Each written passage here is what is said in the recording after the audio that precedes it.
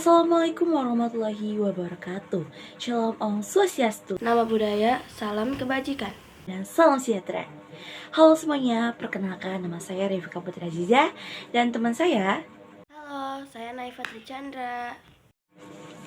Nah, di sini kita akan menjawab pertanyaan seputar produk dan hierarki peraturan perundang-undangan.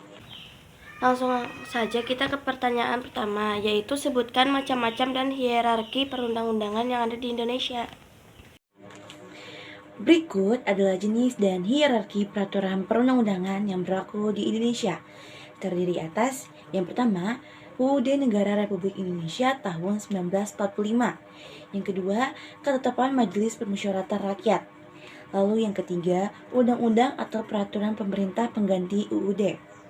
Yang keempat, Peraturan Pemerintah. Yang kelima, Peraturan Presiden.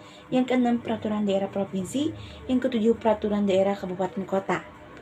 Itu dia jenis dan hierarki peraturan perundang-undangan yang ada di Indonesia.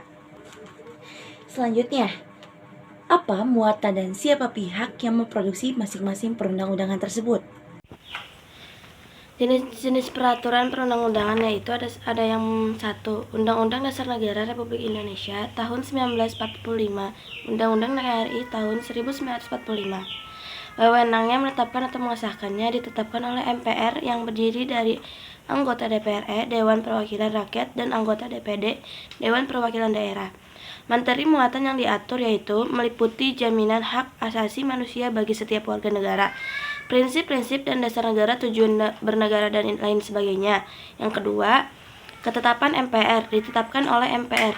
Yang dimaksud dengan ketetapan MPR adalah ketetapan MPR yang sementara dan ketetapan MPR masih berlaku sebagaimana dimaksud dengan dalam pasal 2 dan pasal 4. Ketetapan MPR 01 MPR 2003 tentang peninjauan terhadap materi dan status hukum ketetapan MPR sementara dan ketetapan MPR tahun 1960 sampai dengan tahun 2002. 3. Undang-undang UUD atau Peraturan Pemerintahan Pengganti Undang-Undang Perpu, rancangan undang-undang yang telah disetujui oleh DPR.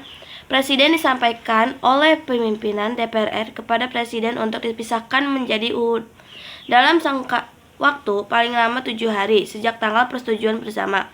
Perpu adalah peraturan perundang-undang yang ditetapkan oleh Presiden dalam hal ihwal kepentingan yang memaksa. Materi muatan yang harus diatur dengan UU berisi pengaturan lebih lanjut mengenai ketentuan UUD NRI tahun 1945, pemerintahan suatu UU untuk diatur dengan UU, pengesahan perjanjian internasional tertentu, pemenuhan kebutuhan hukum dalam masyarakat materi muatan Perpu sampai dengan materi muatan UU. 4. Peraturan pemerintahan PP ditetapkan oleh Presiden untuk menjalankan UU sebagaimana mestinya. Materi muatan PP berisi materi untuk menjalankan UU sebagai mestinya. 5. Peraturan Presiden ditetapkan oleh Presiden untuk menjalankan perintah peraturan perundang-undangan yang lebih tinggi atau dalam menyelenggarakan kekuatan pemerintah. Berisi materi yang diperintahkan oleh UU, materi untuk melaksanakan PP, atau materi untuk melaksanakan penyelenggaraan kekuasaan pemerintah. Selanjutnya materi akan dilanjutkan oleh teman saya yang bernama Revika Putri Aziza. Oke, akan saya lanjutkan. Yang keenam ada Perda Provinsi, disetujui bersama DPRD, Provinsi, dan Gubernur. Berisi materi muatan dalam rangka penyelenggaraan otonomi daerah dan tugas pembantuan serta menampung kondisi khusus daerah dan penjabaran lebih lanjut peraturan perundang-undangan yang lebih tinggi. Lalu yang terakhir ada Peraturan Daerah, Kabupaten, atau Kota. Disetujui bersama DPRD Kabupaten Kota dan Bupati Wali Kota. Berisi materi muatan dalam rangka penyelenggaraan otonomi daerah dan tugas pembantuan serta menampung kondisi khusus daerah dan penjabaran lebih lanjut peraturan perundang-undangan yang lebih tinggi. Lalu pertanyaan selanjutnya yaitu nomor 3, apakah masyarakat terlibat dalam perencanaan berbagai produk perundang-undangan? Oke, masyarakat dapat berpartisipasi dalam setiap tahapan pembentukan peraturan perundang-undangan yang dimulai dari tahapan perencanaan, penyusunan, pembahasan, pengesahan, penetapan, dan pengundangan. Oke, baik, lanjut pertanyaan terakhir.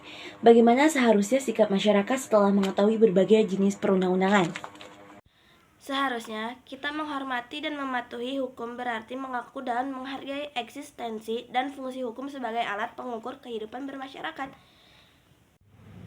Nah, itu semua pemaparan atau jawaban dari kita. Kurang lebihnya mohon maaf. Sekian, terima kasih. Wassalamualaikum warahmatullahi wabarakatuh.